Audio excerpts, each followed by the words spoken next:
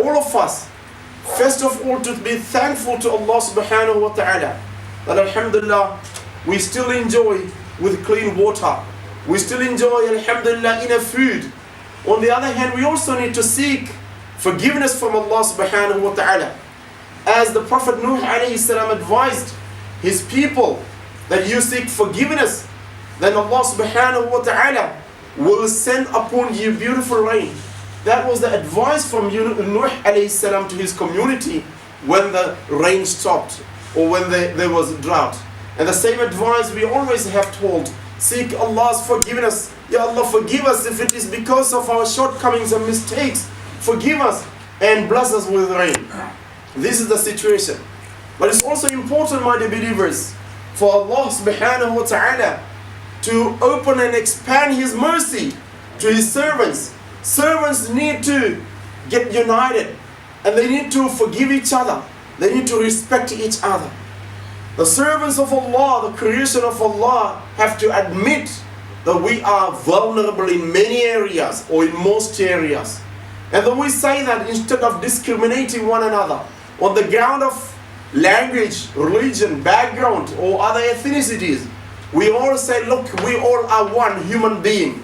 As Allah subhanahu wa ta'ala, He loves to see us all united. He loves to see us as human beings, as creation of Allah subhanahu wa ta'ala.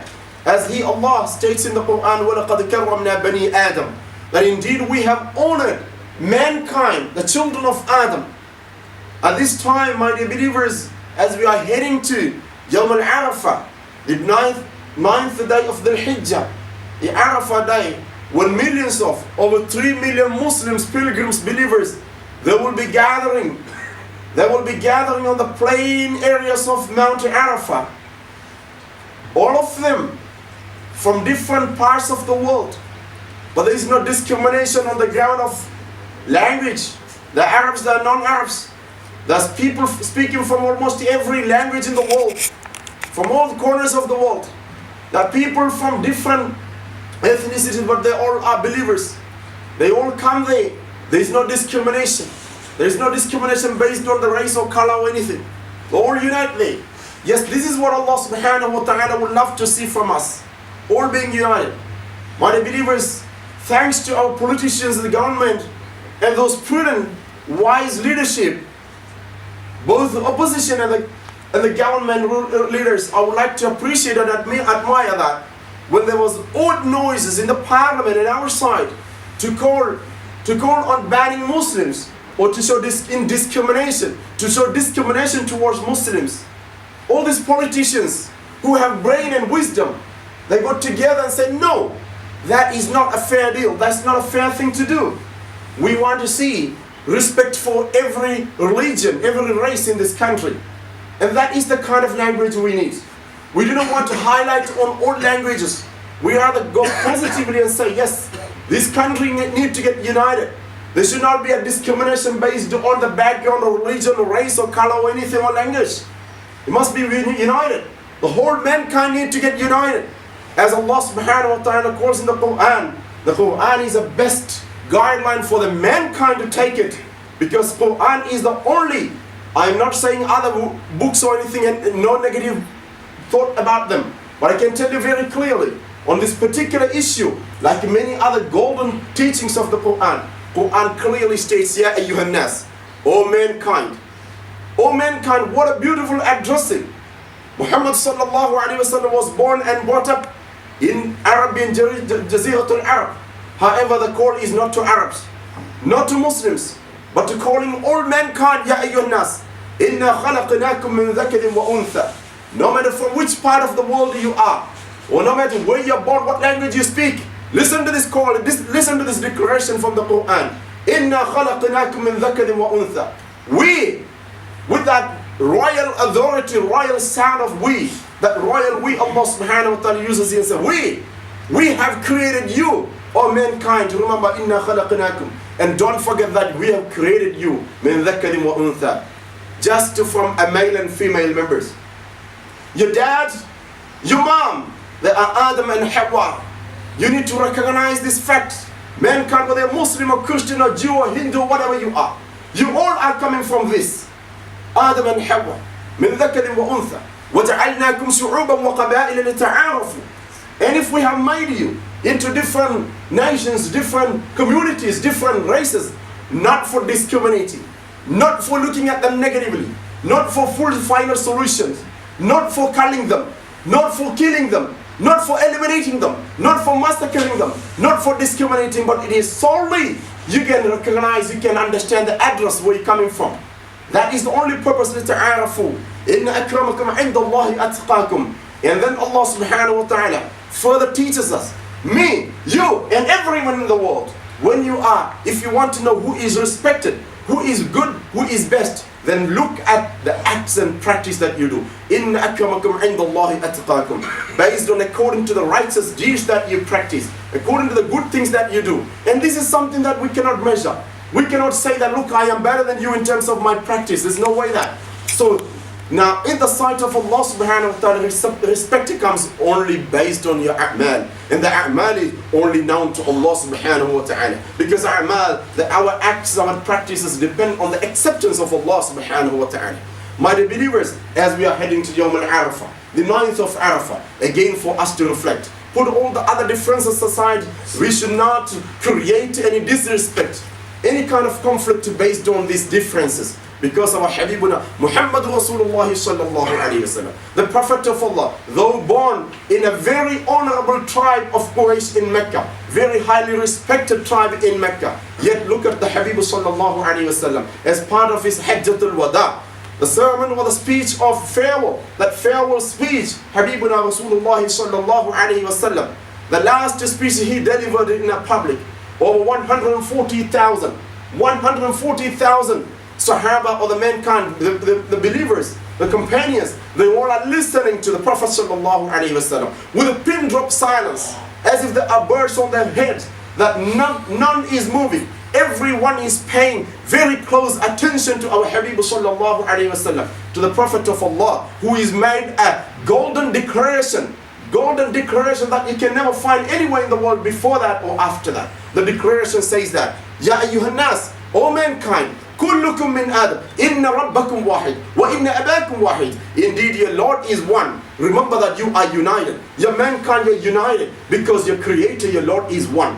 Wa inna abakum wahid. Because your dad is one. You would not be, you don't need to be worried about your identity. Your identity, recognize it, you all coming from Adam. Not from monkeys, not from worms, not from fish, not from other species, but you're coming from Adam. Wa Adam min turab. And Adam is coming from sand. You all are children of this earth. You are children of this sand. Remember that. There is ليس للعربي على العجمي فضل. لا فضل للعربي على العجمي. وَلَا لِلْعَجَمِيَّ عَلَى الْعَرَبِ. Muhammad Rasulullah makes this beautiful golden declaration through this world, that no Arabs can ever claim any superiority on the ground of language or on the ground of background. There is no superiority for Arab over the Ajam, the non-Arabs. No, on the other hand, no non-Arab can say, look, we have money or we have this or we are proud. There is no reason for that. There is no ground for that.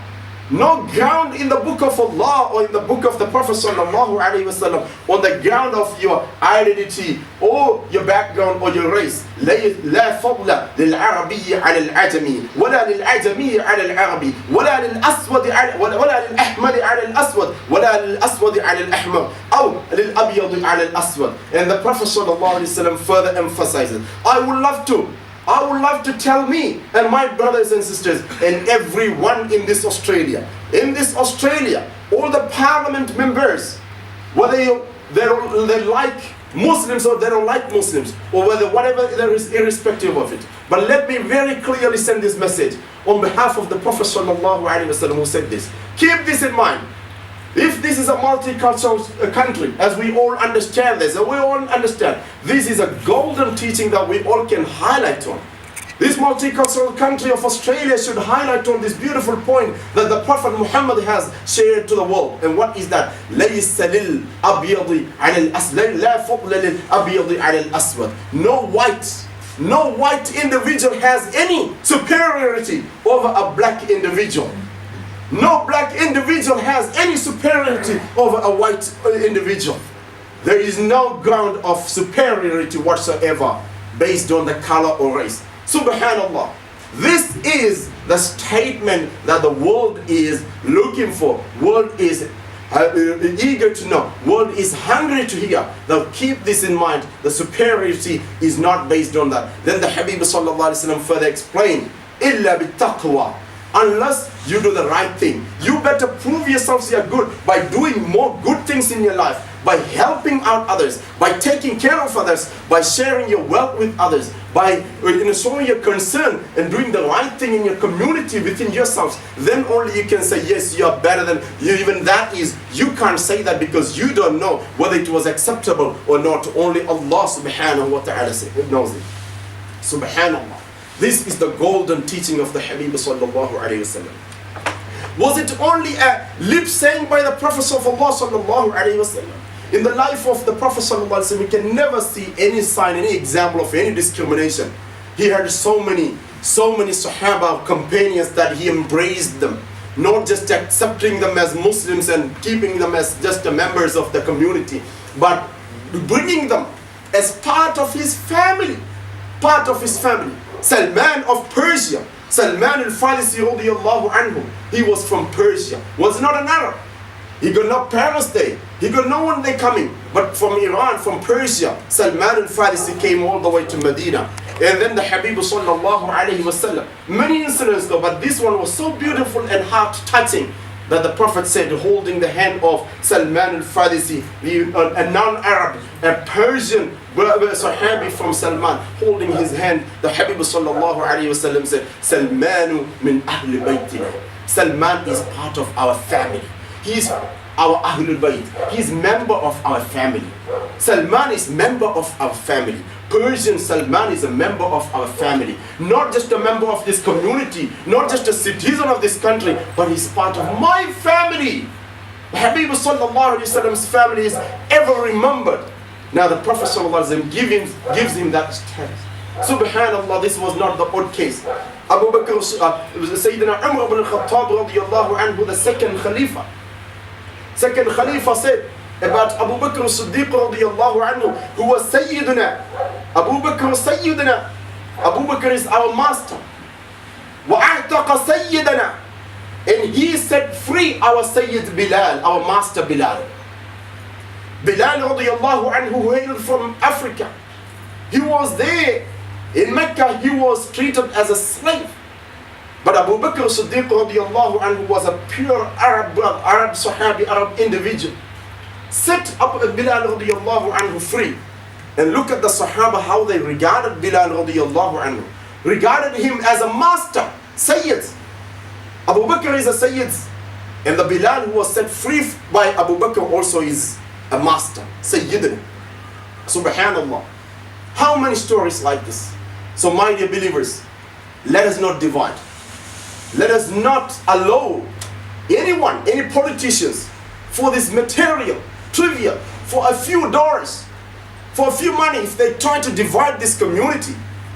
Let us respect this majority of Australians who love to respect everyone, who wants to show equality, who wants to show no discrimination, but respect for everyone. Let's work together to unite this country. My dear believers, yes, this is the time we all need to be united. Inshallah, on Sunday, 9:30 in the morning, there will be a prayer, Salatul Istisqa, prayer seeking for rain. Alhamdulillah, may Allah reward the Imams and the Mufti of in Sydney. Alhamdulillah, they organized a beautiful Salatul Istisqa, but Allah is the one who answers. It doesn't stop there. We have to continue asking Allah for rain. My believers, you can see that there's a donation box for Kerala Relief. Kerala is where I am from. I'm coming from. Imam Jafar is coming from. I just got a message from Imam Jafar, who was doing the imamat here for Tarawih during the Ramadan. His house is also, almost half the house is underwater right now. People are all taking shelter right on top of the terrace, full of water. Unbelievable, my dear believers. Let us be careful and ask Allah subhanahu wa ta'ala to save us. That's the only way. SubhanAllah, over 37 dams have been, the water has been released to the community because there's no other way. So much landsliding, overflowing rivers. Subhanallah. All the roads, instead of cars and buses, now it's all canoes and boats around. Full of flood. And I request, I appeal to all my brothers, please generously donate, because they need urgent help right now. Hundreds died. On top of that, thousands of them lost their houses. Landslide, heavy landslide. And it's still continuing. They say even if that heavy rain continues even today. Subhanallah, may Allah subhanahu wa ta'ala make it easy for them. Over there, over rain. Over here, we don't have rain.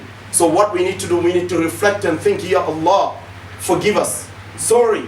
We are sorry, forgive us. So inshallah 9:30 on Sunday, we will be also getting together. And I ask all my brothers and sisters to come and join for the Salatul Istisqa, the Salah seeking the rain, inshallah. We need rain badly. May Allah subhanahu wa ta'ala bless us.